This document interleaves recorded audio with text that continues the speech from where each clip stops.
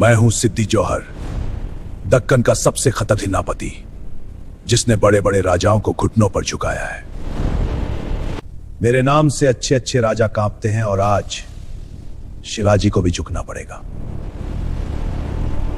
सुन ले जौहर, ये कोई साधारण राजा नहीं है।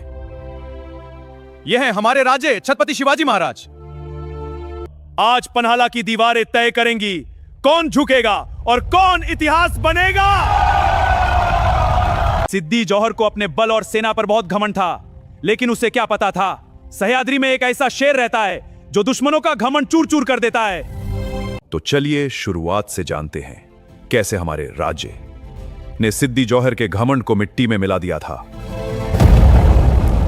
आज हम बात करने वाले हैं एक ऐसी लड़ाई की, एक ऐसे घेराबंदी की जिसने हिंदुस्तान की तकदीर बदल दी। एक तरफ था सिद्दी जौहर, अफ्रीकी मूल का वो खूंखार सेनापति जिसके पास थी बीजापुर सल्तनत की पूरी ताकत, और दूसरी तरफ थे हमारे छत्रपति शिवाजी राजे, वो वीर योद्धा, वो नीतिज्ञ, वो मराठों के सूरज। लेकिन दोस्तों, आज की कहानी सिर्फ तलवारों की नहीं है। आज की कहानी है दिमाग की, चालाकी की और अदम्य साहस की। तो तैयार हो जाइए पन्हाला के घेराबंदी की वो महाकहानी जो आपको हिला देगी। दोस्तों, पहले थोड़ा पीछे चलते हैं। साल था 1659, जब शिवाजी राजे ने अफजल खान का वध किया था।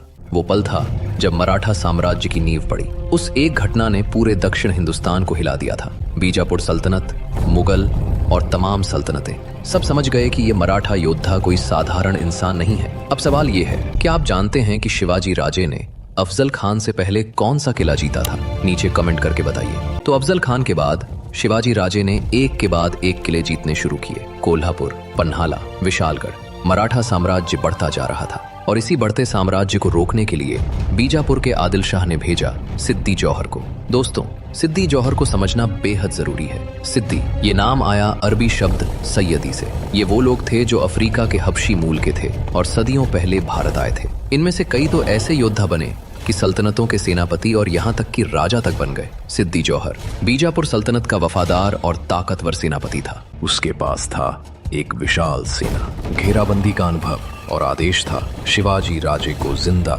या मुर्दा पकड़ो। साल था 1660। सिद्दी जौहर की फौज ने पन्हाला किले को घेर लिया। दोस्तों, अब आते हैं असली घटना पर। पन्हाला किला महाराष्ट्र के कोल्हापुर के पास समुद्र तल से लगभग 3177 फुट की ऊंचाई पर। यह किला इतना मजबूत था कि इसे जीतना आसान नहीं था, लेकिन घेराबंदी तोड़ना ये और भी मुश्किल था। सिद्दी जौहर चालाक था। उसने पन्हाला को चारों तरफ से घेर लिया। रसद के रास्ते बंद, पानी के रास्ते बंद, बाहर जाने का कोई रास्ता नहीं। महीने बीतते गए। शिवाजी राजे किले के अंदर थे, लेकिन वो बैठे नहीं थे, वो सोच रहे थे। दोस्तों, यहाँ एक सवाल, अगर आप शिवाजी राजे की जगह होते तो आप क्या करते? कमेंट में बताइए, भागते या लड़ते? अब यहाँ से शुरू होती है असली कहानी। शिवाजी राजे ने सिद्दी जौहर को बातचीत का प्रस्ताव भेजा, जैसे कि वो समझौता करना चाहते हों। सिद्दी जौहर खुश हुआ। उसे लगा शिवाजी राजे थक गए हैं, टूट गए हैं, लेकिन ये था शिवाजी राजे का दिमागी खेल। इधर बातचीत चल रही थी, उधर शिवाजी राजे भागने की तैयारी कर रहे थे। रात का अंधेरा, काले बादल, तूफानी हवाएं, और उस रात शिवाजी राजे ने किया वो काम जो इतिहास में दर्ज हो गया। 13 जुलाई 1660 की रात शिवाजी राजे का काफिला चला पन्हाला से विशालगढ़ की तरफ, लेकिन सिद्दी जौहर को खबर मिल गई। उसकी फौज पीछे लगी और तब सामने आए बाजी प्रभु देशपांडे। ये नाम सुनकर हर मराठे का सीना फूल जाता है। बाजी प्रभु देशपांडे शिवाजी राजे के सबसे वफादार सेना नायकों में से एक। उन्होंने शिवाजी राजे से कहा, राजे आप जाइए, मैं यहाँ रुकता हूँ। जब तक विशालगढ़ से तोप की आवाज ना आए मैं इस रास्ते को नहीं छोड़ूंगा। और शिवाजी राजे की आंखें भर आईं। घोड़खिंड, आज जिसे पावन खिंड कहते हैं, ये एक संकरा दर्रा था जहां एक साथ ज्यादा लोग नहीं जा सकते। बाजी प्रभु देशपांडे के पास थे मात्र 300 मावले सैनिक और सामने थी सिद्दी जौहर की हजारों की फौज। ये लड़ाई नहीं थी, ये बलिदान था। बाजी प्रभु देशपांडे और उनके वीरों ने उस दर्रे को थाम लिया। एक एक कदम के लिए लड़े, लहू बहता रहा, साथ ही गिरते रहे, लेकिन वो पीछे नहीं हटे। दोस्तों,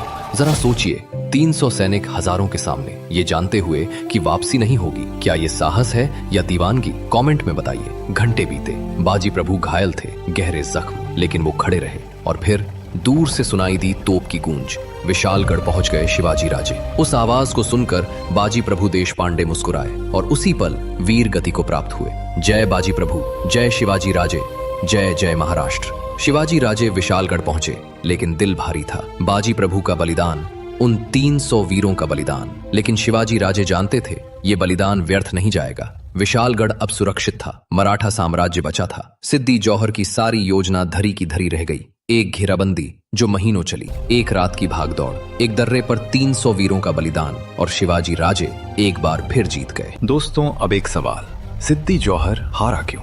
क्या वो कमजोर था? नहीं। क्या उसके पास सेना कम थी? नहीं। क्या उसने गलती की? हाँ, सिद्दी जौहर की गलती थी। वो शिवाजी राजे के दिमाग को कम आंकता रहा। उसने सोचा घेराबंदी से शिवाजी राजे थक जाएंगे, लेकिन शिवाजी राजे ने घेराबंदी को ही अपनी ताकत बना लिया।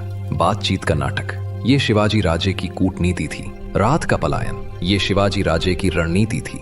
बाजी प्रभु का बलिदान, ये मराठा एकता का प्रमाण था। यही था शिवाजी राजे का असली हथियार, उनका दिमाग। दोस्तों, ये घेराबंदी सिर्फ एक लड़ाई नहीं थी। ये घटना बताती है, पहली बात, शिवाजी राजे सिर्फ योद्धा नहीं थे, वो कूटनीतिज्ञ भी थे। जब तलवार काम ना आए तब दिमाग चलाओ। दूसरी बात, मराठा सैनिकों की वफादारी अद्वितीय थी। बाजी प्रभु ने जो किया वो सिर्फ आदेश पालन नहीं था, वो प्रेम था अपने राजा के लिए। तीसरी बात, किसी भी बड़े दुश्मन को सिर्फ ताकत से नहीं हराया जाता, चालाकी, धैर्य और सही समय पर सही कदम, यही असली जीत है। चौथी बात, ये घटना बताती है कि एक नेता कितना महत्वपूर्ण होता है। शिवाजी राजे जीवित रहे, इसीलिए मराठा साम्राज्य आगे बढ़ा। दोस्तों, आपको क्या लगता है, शिवाजी राजे की सबसे बड़ी ताकत क्या थी? तलवार, दिमाग या उनके साथी? कमेंट में बताइए। विशालगढ़ से शिवाजी राजे ने फिर से अपनी ताकत बटोरी, और जो हुआ उसके बाद वो तो और भी रोमांचक है। शिवाजी राजे ने पन्हाला को फिर से जीता। हाँ दोस्तों, वही पन्हाला जहां से वो भागे थे, उसे उन्होंने वापस जीत लिया। ये था शिवाजी राजे का अंदाज। गए, लेकिन हार कर नहीं, लौटे और जीत कर। मराठा साम्राज्य का विस्तार जारी रहा। बीजापुर, मुगल, पुर्तगाली, सबको एक के बाद एक सबक मिला, और 1674 में रायगढ़ किले पर छत्रपति शिवाजी राजे का राज्याभिषेक हुआ। हिंदवी स्वराज्य की स्थापना हुई।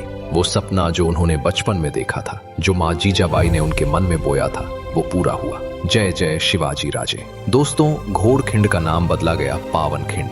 पावन यानी पवित्र। उस दर्रे की मिट्टी पवित्र है क्योंकि वहां बाजी प्रभु और उनके 300 वीरों का लहू बहा। आज भी वहां जाने वाले लोग सिर झुकाते हैं। बाजी प्रभु देशपांडे, उनका नाम इतिहास में अमर है। उन्होंने साबित किया वीरता सिर्फ जीतने में नहीं, बलिदान में भी होती है। और शिवाजी राजे ने हमेशा याद रखा, उनकी जीत में बाजी प्रभु का हिस्सा था। शिवाजी राजे सिर्फ एक राजा नहीं थे, वो एक दृष्टि थे। उन्होंने कभी धर्म के नाम पर अत्याचार नहीं किया। उनकी सेना में हर धर्म के लोग थे। मस्जिदों और मंदिरों की वो बराबर रक्षा करते थे।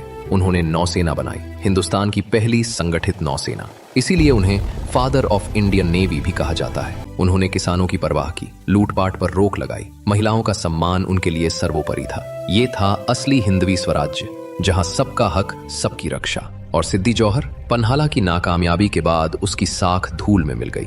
बीजापुर सल्तनत में उसका रुतबा कम हुआ। इतिहास में उसे याद किया जाता है, लेकिन उस इंसान के रूप में जो शिवाजी राजे को पकड़ नहीं सका। यही उसकी पहचान बन गई। और शिवाजी राजे, वो बन गए युग का नायक, इतिहास का सूरज। दोस्तों, क्या शिवाजी राजे की कहानी से हम कुछ सीख सकते हैं? बिल्कुल। पहली सीख, जब दुश्मन ताकतवर हो तो दिमाग से लड़ो, ताकत से नहीं। दूसरी सीख, अपनी टीम पर भरोसा रखो। बाजी प्रभु जैसे साथी मिले तो कोई भी लक्ष्य असंभव नहीं। तीसरी सीख, हार मत मानो। शिवाजी राजे भागे लेकिन लौट कर जीते। चौथी सीख, नेतृत्व का मतलब है अपने लोगों की जान की कीमत समझना। दोस्तों, आपकी जिंदगी में कौन सी चुनौती है जिससे आप शिवाजी राजे की तरह लड़ना चाहते हो? कमेंट में शेयर करो। दोस्तों, हम आते हैं इस डॉक्यूमेंट्री के अंत पर। पन्हाला की घेराबंदी ये सिर्फ एक ऐतिहासिक घटना नहीं है, यह एक प्रेरणा है। ये बताती है कि जब एक इंसान सच्चे लक्ष्य के लिए लड़ता है तो भले ही दुनिया उसके खिलाफ हो, वो जीतता है। शिवाजी राजे ने हमें दिया स्वाभिमान, बाजी प्रभु ने हमें दिया